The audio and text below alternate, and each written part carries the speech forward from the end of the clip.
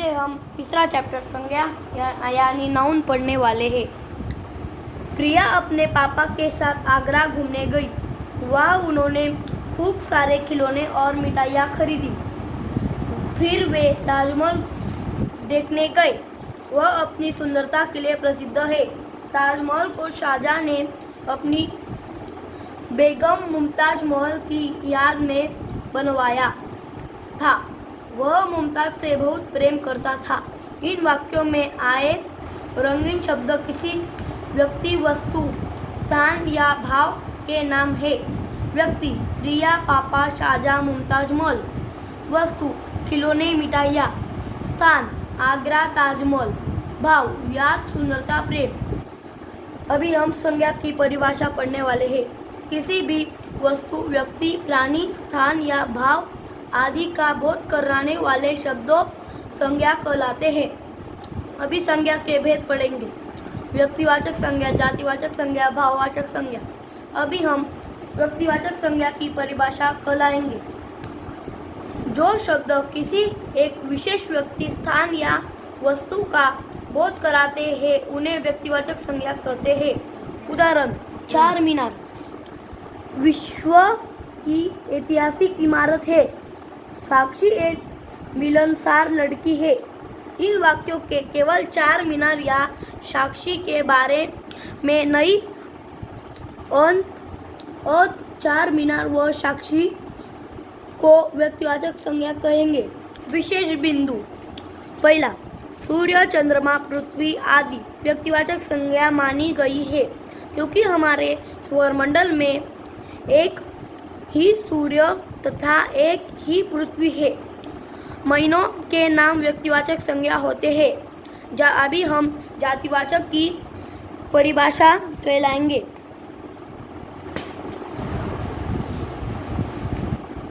जो शब्द एक ही प्रकार की सभी वस्तुओं, प्राणियों या स्थानों का बोध कराते हैं उन्हें जातिवाचक संज्ञा कहते हैं। उदाहरण, नदी बहती है। जब हम नदी कहते हैं तो वह कोई भी नदी हो सकती है। हमें केवल उस वस्तु का ही ध्यान आएगा, किसी अन्य वस्तु का नहीं। विशेष बिंदु, सभी समूहवाची शब्द जातिवाचक संज्ञा में आते हैं। उदाहरण, कक्षा में, सेना आदि। धातु तथा द्रव्य पदार्थों के नाम जातिवाचक संज्ञा होते हैं। उदाहरण, सोना, चांदी, तांबा, लोहा आदि। फलों तथा सब्जियों के नाम विशेष होते हैं भी जातिवाचक संज्ञा में आते हैं क्योंकि वे एक नहीं अनेक होते हैं। उदाहरण, आम एक फल विशेष का नाम है पर यह एक होते हुए भी अनेक होते हैं। इन्हें जातिवाचक संज्ञा अंतर्गत माना जाता है। अभी हम भाववाचक संज्ञा की परिभाषा पढ़ेंगे। जो शब्द किसी वस्तु या व्यक्ति के गुण, दोष, अवस्था, दशों, स्वभाव के बारे में जानकारी देते हैं भाववाचक संज्ञा कहलाते हैं। उदाहरण, मोटापा, सुंदरता, बुढ़ापा। विशेष बिंदु, भाववाचक संज्ञा को देखा नहीं जा सकता पर उसे महसूस किया जा सकता है। अभी हम कुछ संज्ञाएं मूल रूप से भाववाचक होती है। उदाहरण, सत्य, परोपकार, ईमानदारी, दुख, सुख आदि।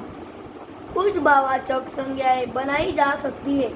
मनुष्यता, कठोरता, हरा हरियाली, खट्टता खटास,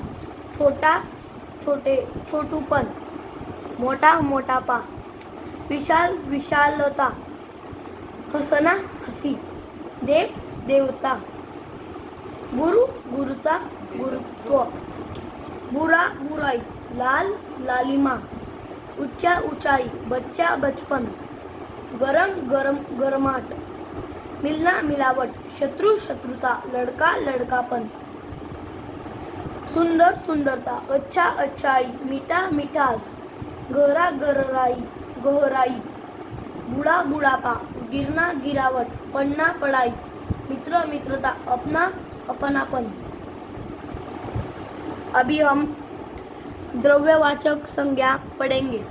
पदार्थ, जो शब्द किसी धातु या द्रव्य पदार्थ आदि के बारे में जानकारी देते हैं उन्हें द्रव्यवाचक संज्ञा कहते हैं। उसके उदाहरण पढ़ेंगे।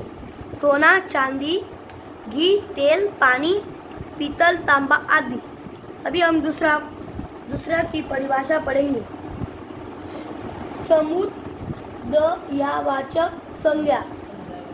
समुदायवाचक संज्ञा, जो शब्द किसी प्राणी या वस्तु आदि के समूह या समुदाय के बारे में जानकारी देते हैं उन्हें समुदायवाचक संज्ञा कहते हैं।